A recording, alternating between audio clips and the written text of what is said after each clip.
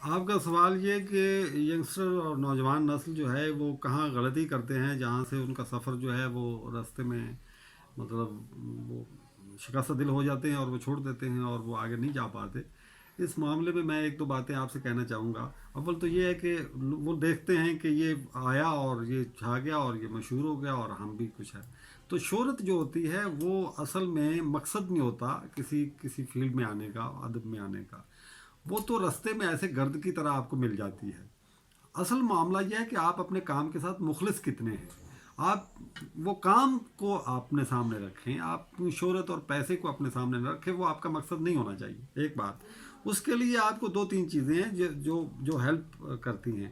ایک تو یہ ہے کہ آپ کا مطالعہ دن رات آپ کو پڑھنا پڑتا ہے. آپ کا آپ سیکل ہوتے ہیں پڑھنے سے، مطالعے سے آپ کا مشاہدہ اور آپ کا سفر جو ہے، آپ دنیا کو دیکھتے ہیں اور کس نظر سے دیکھتے ہیں.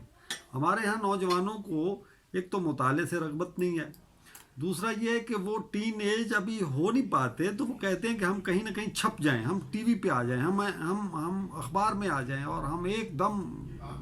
اور خاص طور پر سوشل میڈیا نے اس کو بہت ہوا بھی دی ہے ان چیزوں کو. اور خاص ہمارے اینکروں نے بھی بڑا کردار ادا کیا ہے. اور یہ بالکل میں ان کو ریجیکٹ کروں گا جو وہ موٹیویشن تقریریں کرتے ہیں. انہوں نے بھی اس نسل کو بگاڑا ہے کیونکہ ان کی موٹیویشن تقریروں میں مطالعے کا کہیں ذکر نہیں ہوتا. مطالعہ سب سے اہم چیز ہے. اس کے بعد آپ لوگوں کے درمیان کیسے چل پھر رہے ہیں، دنیا کو آپ کتنا دیکھ رہے ہیں، کتنا مشاہدہ ہے آپ کا، اور ادب کے ساتھ آپ کا پیشن کتنا ہے. یہ ہوگی تو آپ کچھ نہ کچھ کر پائیں گے. اور شہرت آپ کو بنیادی طور پر چاہیے نہیں، آپ کو ادب چاہیے، وہ آپ کی ترجیح ہونی چاہیے.